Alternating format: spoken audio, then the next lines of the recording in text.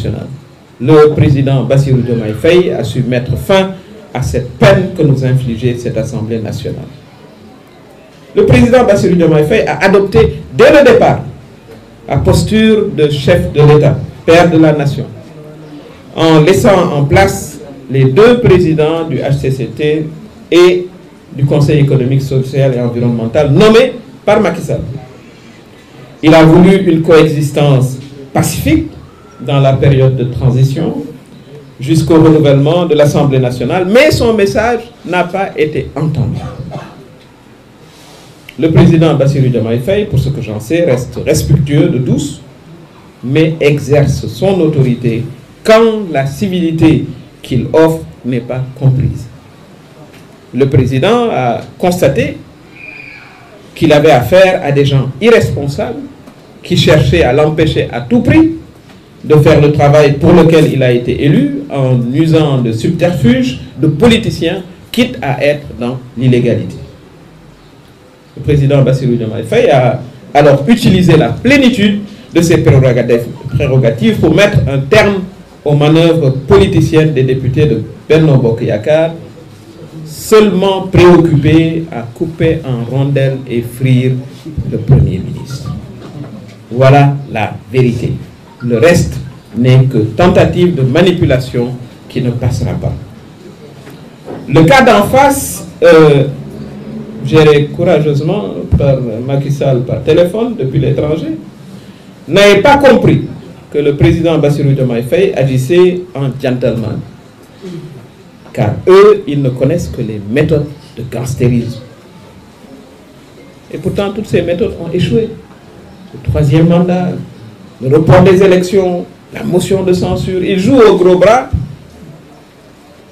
parce qu'ils avaient leur immunité parlementaire. Bientôt, vous ne les reconnaîtrez plus. Ils savent très bien que dans notre camp, il n'y a pas de peur. Si c'était le cas, le président Macky Sall serait toujours là.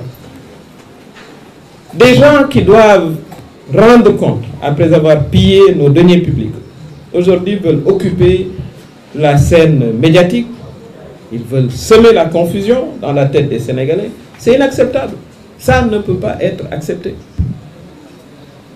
Le cas des fonds Covid est là parmi d'autres nombreux scandales et on demande au procureur de la République d'accélérer la cadence puisqu'on ne peut pas crier à la chasse aux sorcières. Le président Macky Sall lui-même avait dit qu'il a émis son coude sur les rapports. Vous l'avez tous entendu. Les rapports d'audit concernaient ces ministres et ces directeurs généraux qui aujourd'hui sont dans l'opposition et veulent nous tympaniser en nous donnant d'ailleurs on ne sait quelle leçon de morale. Nous soutenons en tout cas fortement la dernière déclaration du président Bassirou Diomaye Faye réaffirmant son engagement et celui de son gouvernement pour la reddition des comptes. Comme disent les Américains, we want our money back. On veut récupérer notre argent, l'argent des Sénégalais. Le président Macky Sall, quant à lui, il doit rendre compte, ça c'est mon avis personnel. Aminata Touré, présidente de Mimi 2024, c'est mon avis.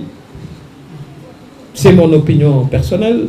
C'est sous son régime qu'au moins 65 personnes ont été tuées lors de manifestations, selon le décompte d'Amnesty International. D'autres ont été torturés, il y a des plaintes. Et des milliers de jeunes ont été également injustement emprisonnés. Jamais cela ne s'est produit sous aucun président du Sénégal. Mais cela s'est produit sous le régime du président Macky Sall. J'ai lu dans un communiqué de Amadou Ba s'attaquant au président Bassirou Diomaye Faye pour une première fois. Je crois qu'il essaye de jouer son rôle d'opposant. Lui, je le connais tout aussi bien. J'ai justement été son patron dans l'administration et en politique. Amadou Ba fut responsable de nos finances publiques pendant plusieurs années. Son mouvement s'appelle